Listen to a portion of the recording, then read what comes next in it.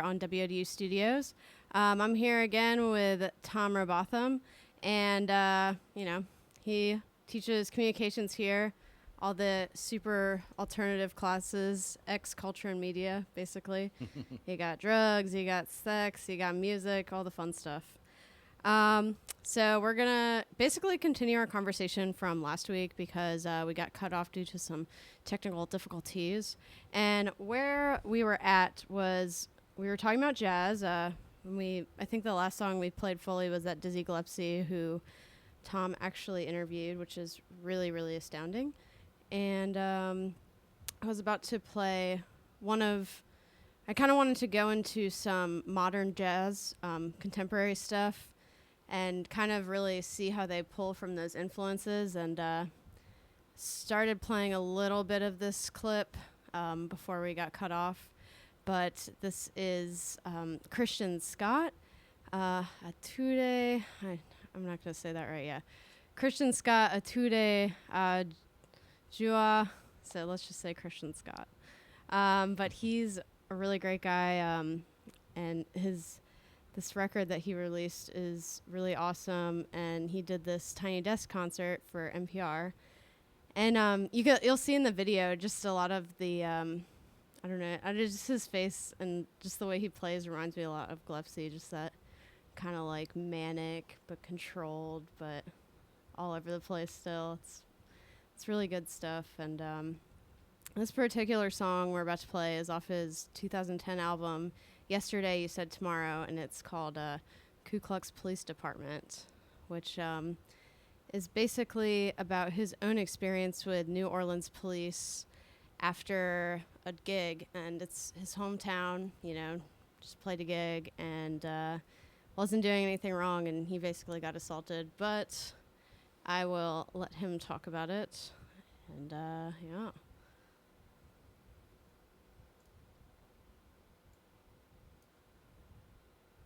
My car is surrounded. The lead officer is out of the car. He's got the gun pointed to the back of my head, and he's telling me to get out of the car and take my clothes off and lay on the ground. So I hadn't done anything wrong, so I asked him, why he was pulling me over, why he was stopping me. And the guy told me to shut up, and that he was my boss and he was the authority, and I was supposed to do as I was told. I had a serious problem with that, and I told him I paid my taxes, and as far as I was concerned, I was his boss. He needed to let me know why he pulled me over. Now, they didn't like that, and the thing is, it's scary that we live in a society that usually applauds when I say something like that, right? Because, it says a lot about the space that we have to all navigate. The long and short of it is, we went back and forth. I told him that I wasn't going to comply with that. He told me, again, he was the authority, I was supposed to listen, and that if I didn't comply with what it was, he was telling me that my mother was going to have to pick me up from the morgue. And to me, I think, that kind of crossed the line, and we went back and forth. I told him I didn't appreciate that. A higher-ranking officer ended up showing up a little bit later, and he realized something was awry because you had multiple squad cars with a guy at gunpoint at 3 o'clock in the morning, and no one decided to radio the precinct. So he realized something was wrong and told me that I was allowed to go home. I'll never forget, I didn't live in New Orleans at the time, but I get back to my mother's home, and I'm going through like a litany of emotional spaces because you're angry, but you're also hurt. I think linearly we can all kind of conclude why it was that they pulled me over, but that wasn't the conclusion that I wanted to come to in that moment. The officers sort of threw a myriad of racial epithets and slurs in my direction. It was also kind of weird because one of the officers was a black guy, and so it was strange for me to see them saying those things, but him not saying anything, as if I guess I was the only guy, the black guy in that particular moment.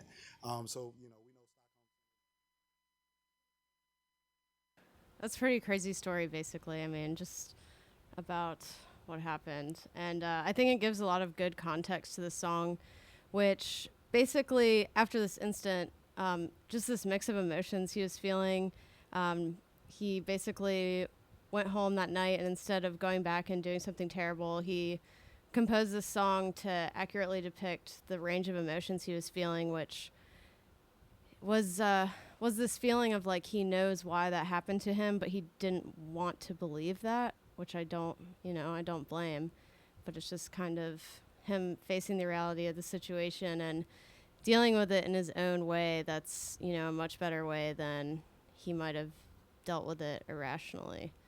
And I know you haven't heard this song, so I'm excited. No, I haven't yet. But it's interesting. Didn't you tell me that he grew up kind of simultaneously listening to jazz and hip hop?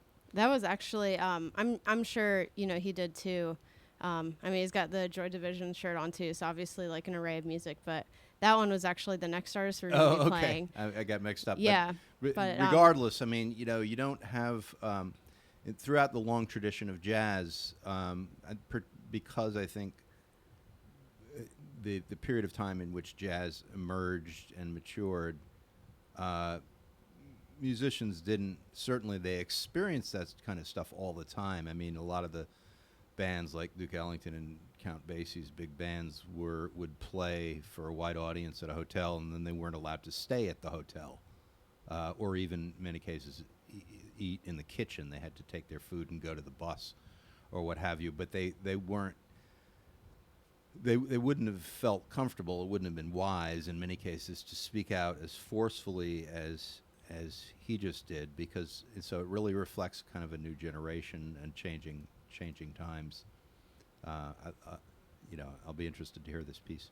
Yeah, and I mean, it's telling. I mean, and it wasn't really that long ago. It was within the last 100 years. That I mean, yeah, they can talk this freely. No, I don't want to say that, but people. Black people can talk this freely about their experience. About these experiences, in a way that they're still having to talk about it. I mean, yeah. it's just So it's a double-edged sword. I mean, it shows, on the one hand, how far we've come, and on the other hand, how tragically far we have to go. We're still kind of stuck in many ways in the 1950s at best. Yeah, I mean, especially with everything going on lately, and just this whole song kind of embodies like a lot of the Black Lives Matter movement and the events that have led up to that. And I think I just love that, instead of projecting that anger in like another way, he just took it and did it with his music, which I'm sure a lot of his predecessors had to do as well. It's nice, and I really think the results. I mean, that was essentially the birth of the blues. Yeah. Basically, coming out of the early black experience. The result of this is really beautiful, and so this is the Ku Klux Police Department by Christian Scott. Let me get to the right parts. All right, yeah, Ku Klux Police Department by Christian Scott.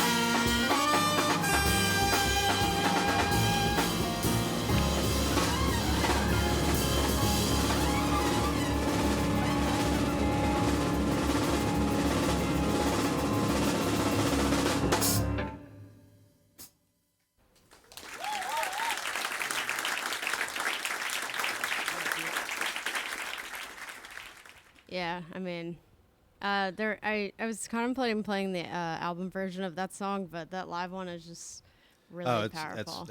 yeah. I think that was better than the album. Not that I've heard the album version, But you but just I'm already just wanting know. to see Yeah. just to see them. It's always important.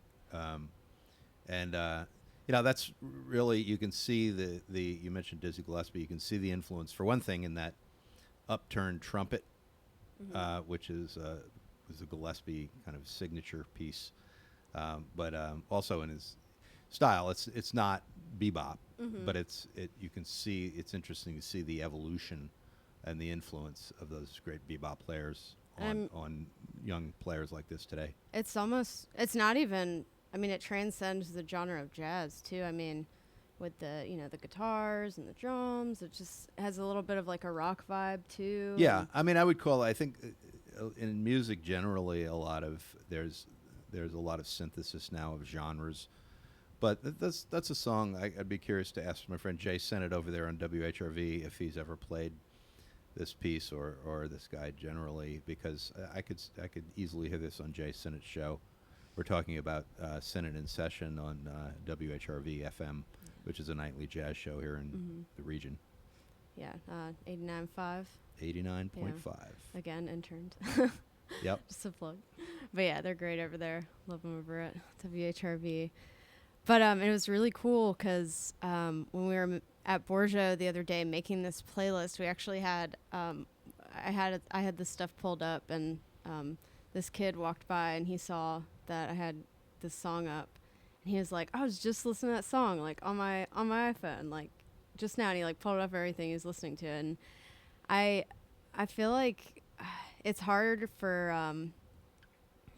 I feel like younger people like myself kind of have a harder time with jazz, and frankly like some older people too. Yeah, I was going to add that. I don't Yeah. think it's just younger people. I think it's just the majority of people, Americans, ironically, this is where the music came from. Jazz is much more popular in Europe and Asia than it is in the United States, even though it's the kind of quintessential American music.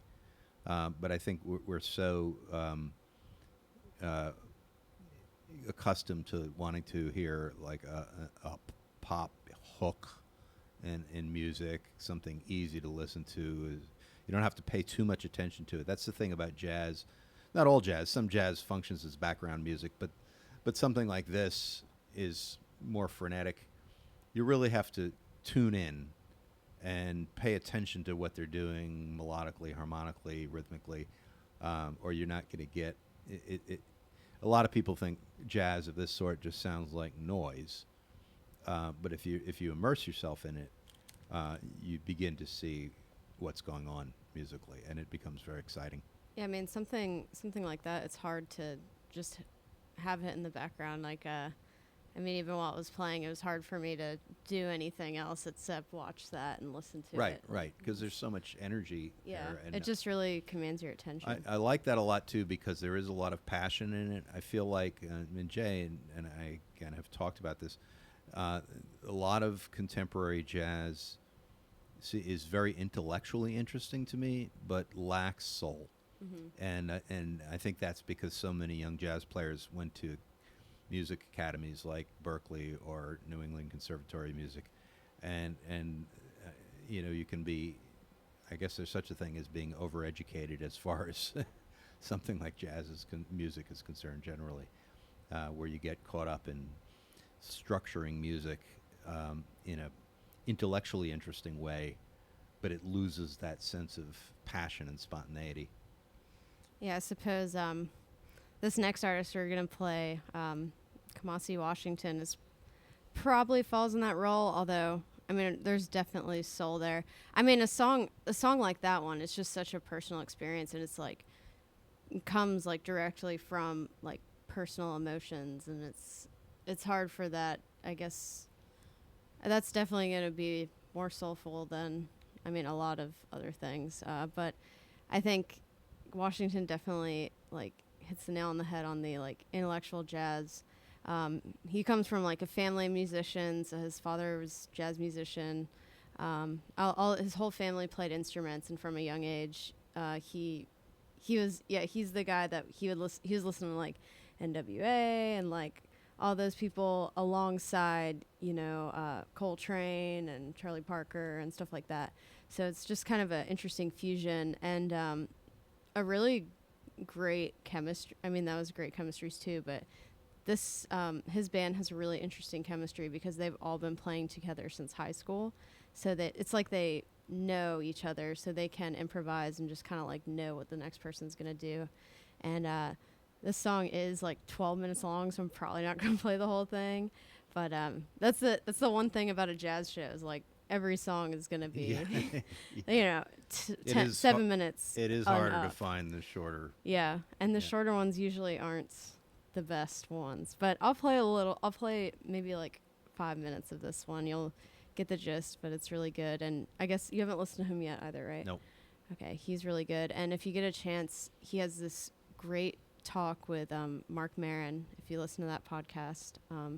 Really interesting talk with him. And then the next segment is, I know it's the jazz critic of, it's either the New Yorker or the New York Times, but they have a really interesting conversation about jazz and just like music criticism in general. And it's very, very interesting podcast. But it really taught me to appreciate Kamasi a lot more, even though I liked him from the minute I heard him. And I think it's great. And it really kind of shows like, I don't know, it's a really exciting like new wave of jazz. I mean, it's a revival, but in the same time, it's something completely different. But this is off of Kamasi's first album, which is a 3-part record appropriately named Epic.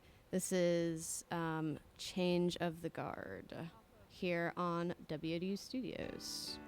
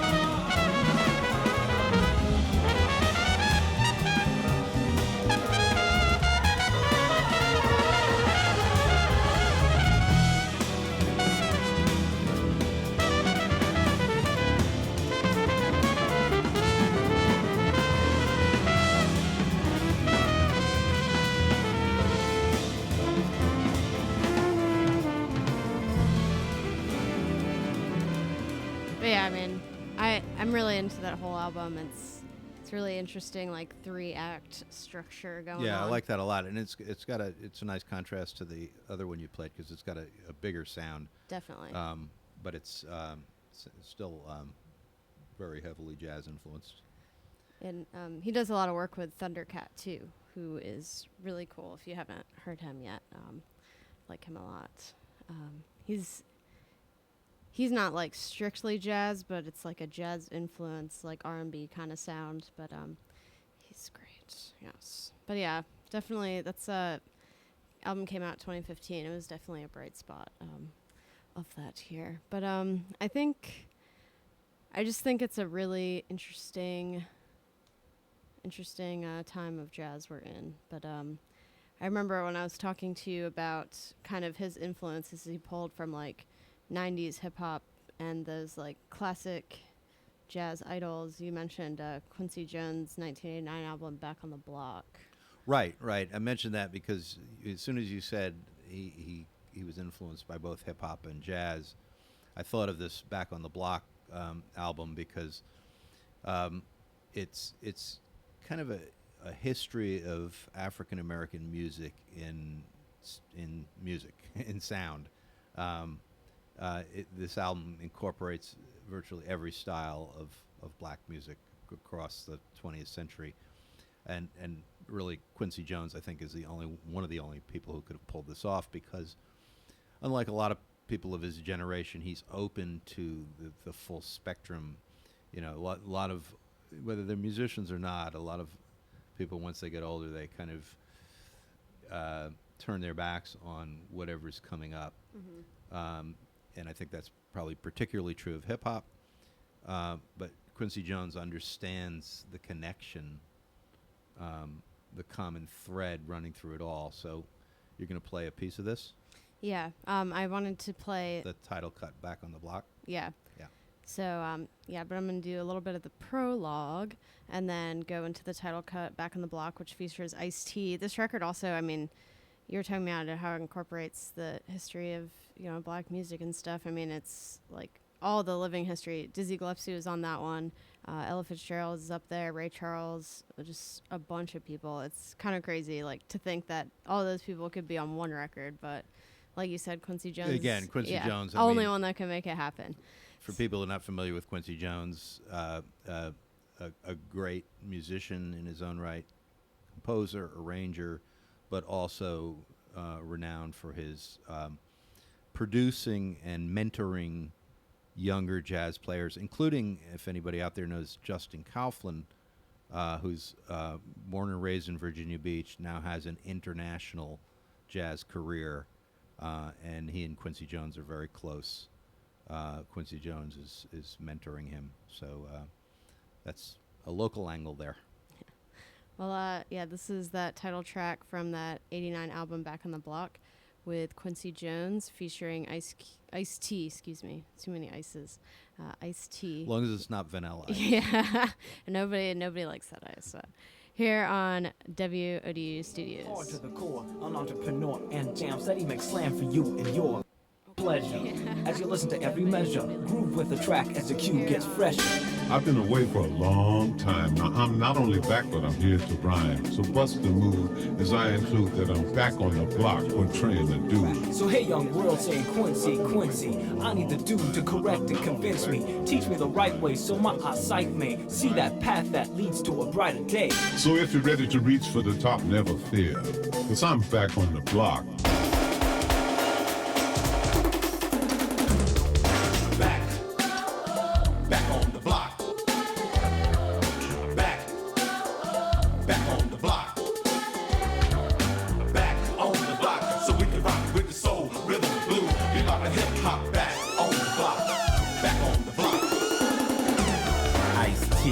Let me kick my credentials. A young player bred in South Central LA, home of the body bag. You wanna die, wear the wrong color rag. I used to walk in stores and yell, lay down. You flinch an inch, AK spray down. But I was lucky cause I never caught the hard time. I was lucky with the skill to bust a dope rhyme. All my homies died, I caught the pencil. Lost the diamonds, cops told the benzos. Living that life that we thought was it.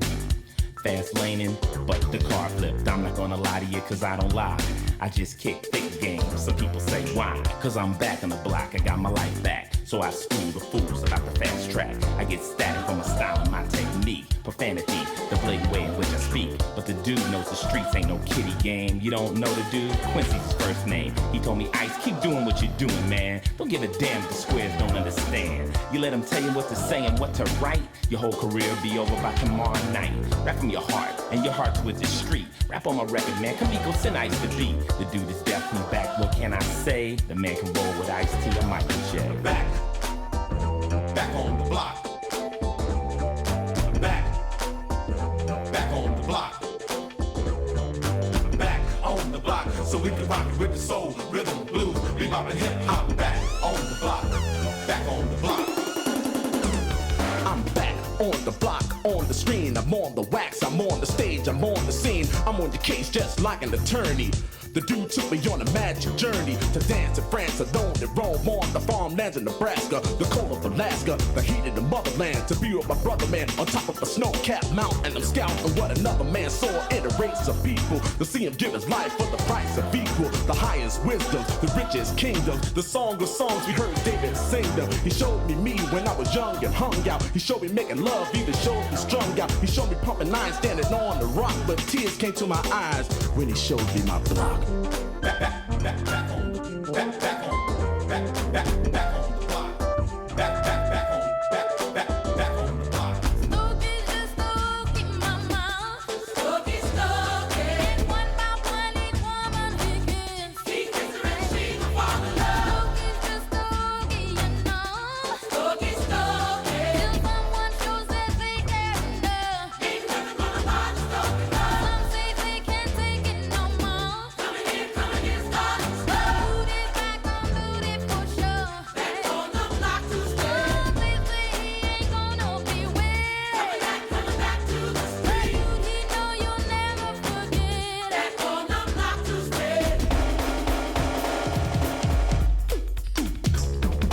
Back up and give the brother room to let poetry bloom to whom it may concern or consume. As I reminisce before this, the bliss that exists. But now we brought about a twist. Cause I remember reading of my people bleeding, put through slavery and killed for bravery. We should have got our freedom much sooner. You never seen a black man on the honeymooners, but now somehow we've learned to earn, to grow, to show the elevation of our people built this so. Jesse Jackson, Miss America, a black one. No more living for just a small fraction. I was once told by the dude that knowledge is a food to nourish. So to conclude, this from an Asiatic descendant, Big Daddy is shot. Your Q, we back on the block. Back on the block. Back on the block. Back on the block, so we can rock it with the soul, rhythm, blues, bebop and hip hop. Back on the block. Back on the block. An everlasting omnipresence is my present state of being, seeing the unpleasant sight of righteous souls live like peasants. The mind stunts growth and adolescence. My insight enables me to enlighten the weakest of minds, and I put them in flight as I transcend the ascent or descent, recreate, reincarnate, and reset the powerful spirits of our ancestors. For those that don't know how God blessed us, because man messed up, the media dressed up, lies perpetrated as truths, and it left us confused. But I've seen it all before, from Babylon to the Third World War. I'm more than a man, I'm more like an entity. Back on the block, and this time my identity's the dude. Back on the block.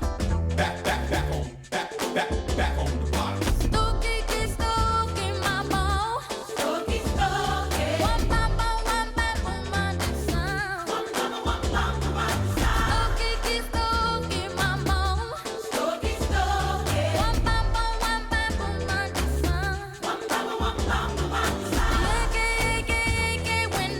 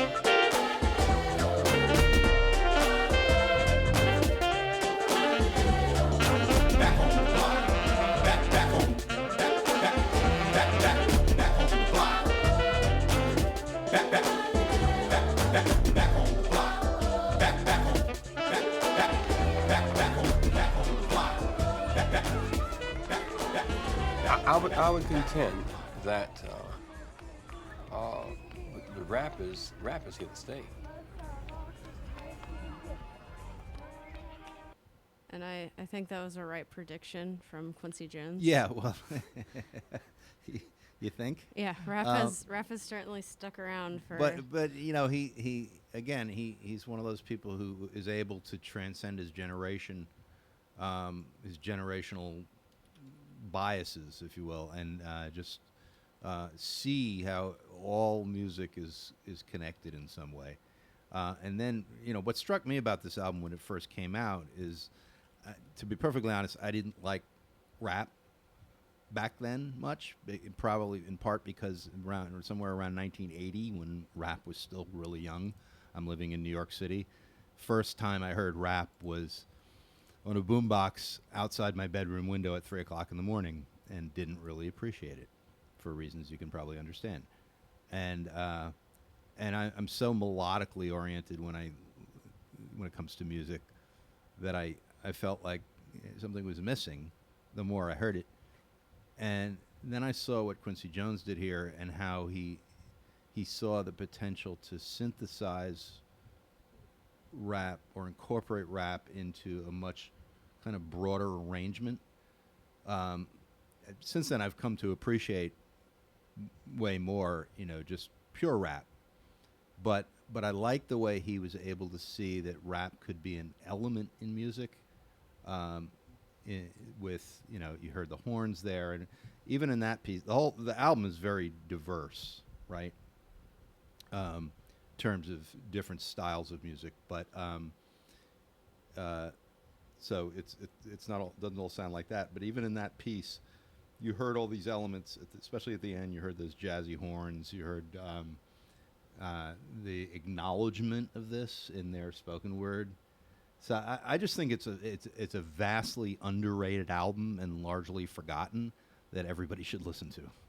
But we're gonna play Jackie Terrison next, and to introduce that, I want to say Jackie Terrison is, I would say, my favorite living jazz artist.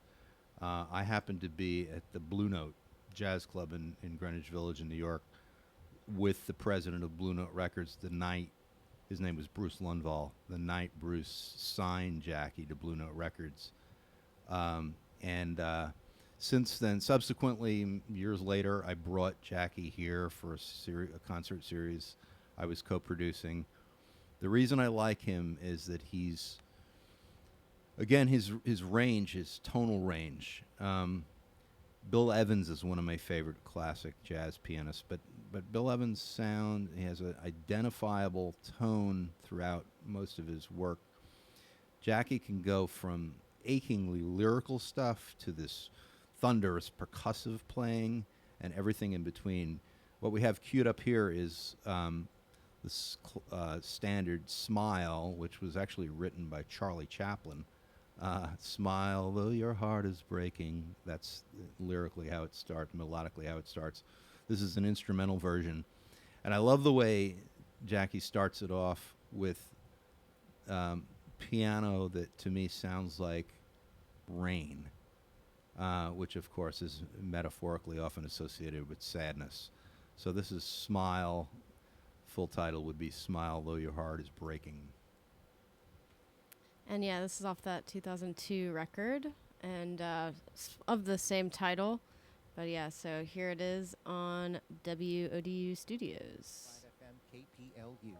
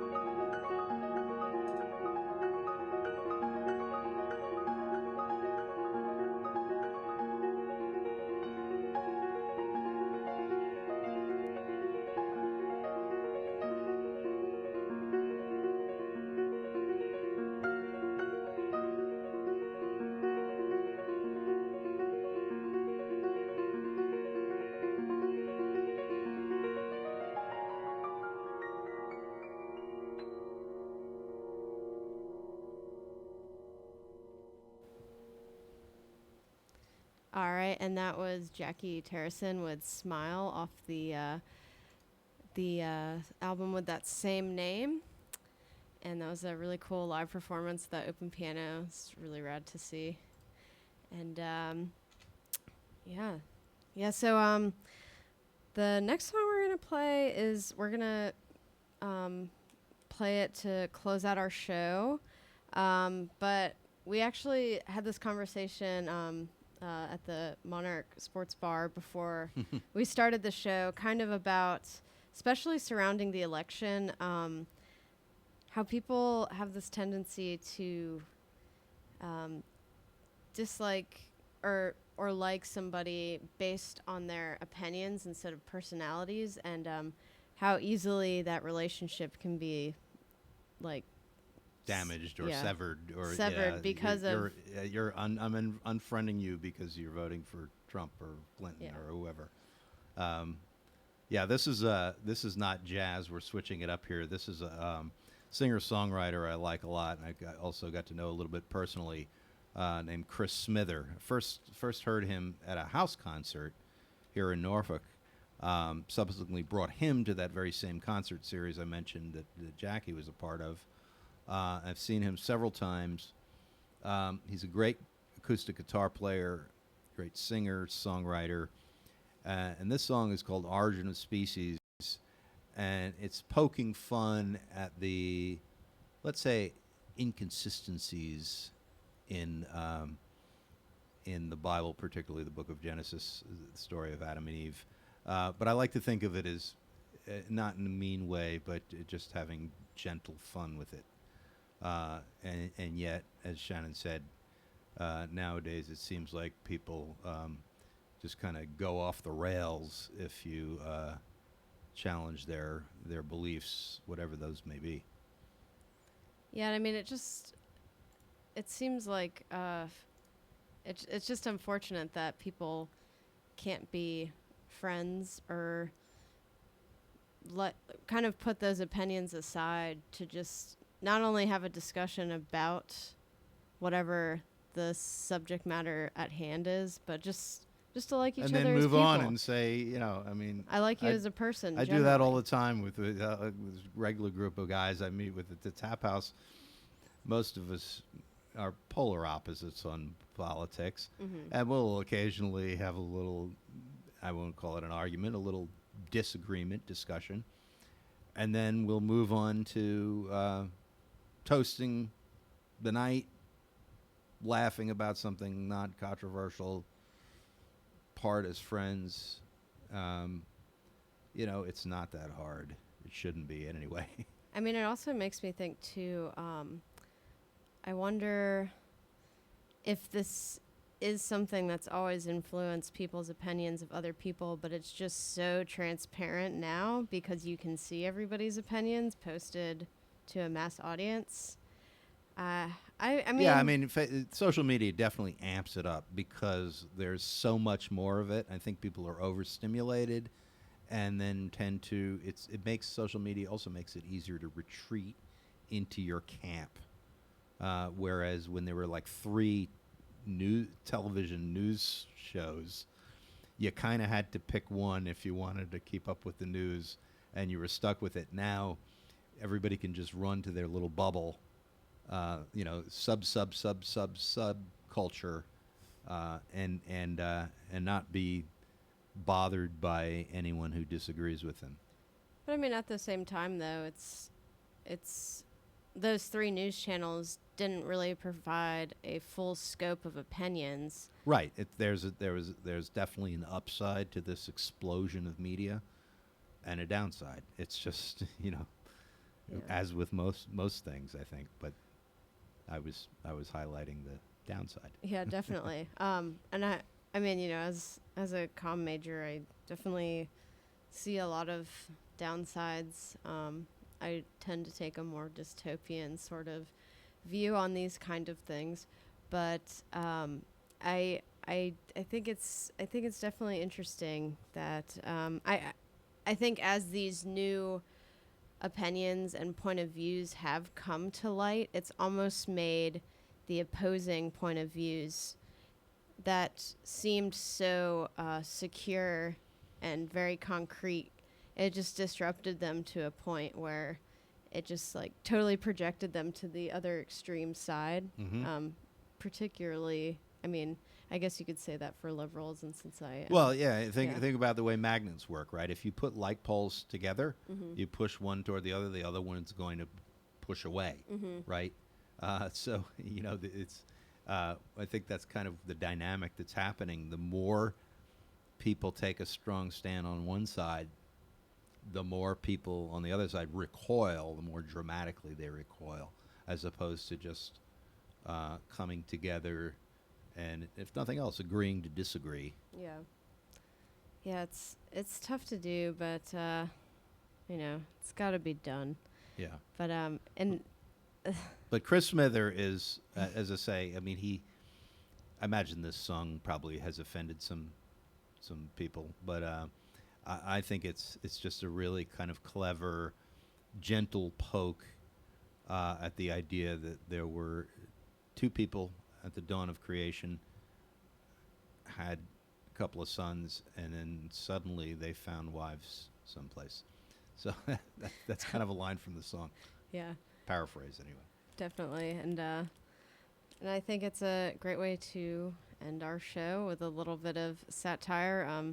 Definitely need a little bit of comic relief in this, landscape of just crap that we have been encountering lately. Almost over. Yeah, that seems satirical, but definitely isn't. Like, it's just one big Onion article. Like, it's harder and harder to tell the difference. I see things on Facebook sometimes, and I think, before I see the source, I'm like, is this the Onion, Please or be is the this Onion. for Please real? be the Onion. And as often as not, it's like for real. I don't know. It is real. Holy moly. So here is the real story of the Chris origin of Smither, the species. But, thanks so much again for being on. Thanks, Shannon. Always a pleasure. Yeah, definitely. And you got it tuned in here to Melting Pot on WODU Studios. Thank you.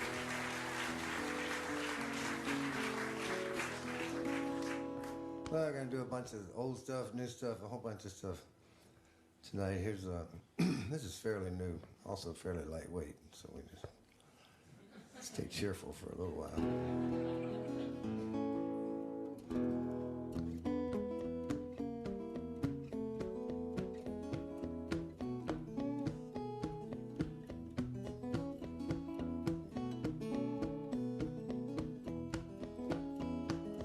Eve told Adam, snakes, I've had 'em. Let's get out of here and go raise this family someplace out of town. They left the garden just in time with the landlord cussing right behind. They headed east and finally settled down. One thing led to another. A bunch of sons, one killed his brother. They kicked him out with nothing but his clothes. The human race survives, 'cause those brothers all found wives. But where they came from, there ain't nobody knows.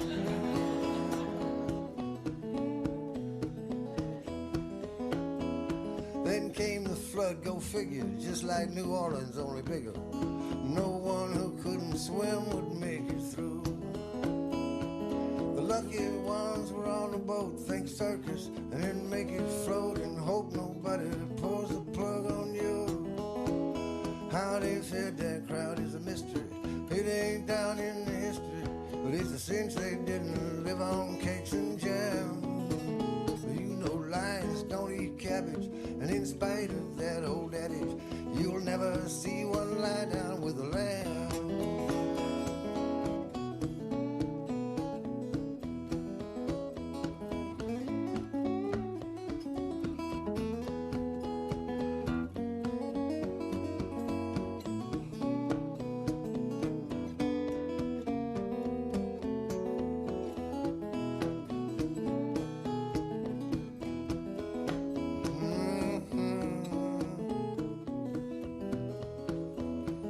Charlie Darwin looked so far into the way things are. He caught a glimpse of God's unfolding plan.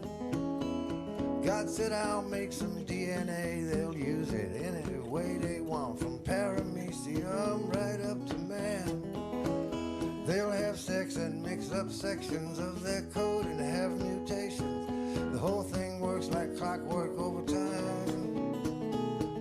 I'll just sit back in the shade while everyone gets laid. That's what I call intelligent design.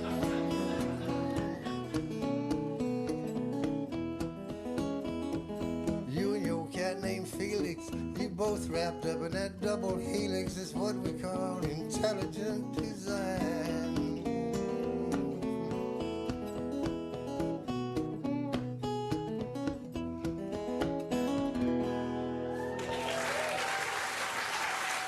All right, y'all, and that's our show for today. Thanks for tuning in. Make sure to tune in every Wednesday at 5:30. And if you got some musical chops, come out to Small's open mic night tonight. And if you don't so much, come out to karaoke tomorrow night and every Thursday at Small's Barbecue. And keep it tuned in 24 hours a day to WODU Studios. And thanks for listening.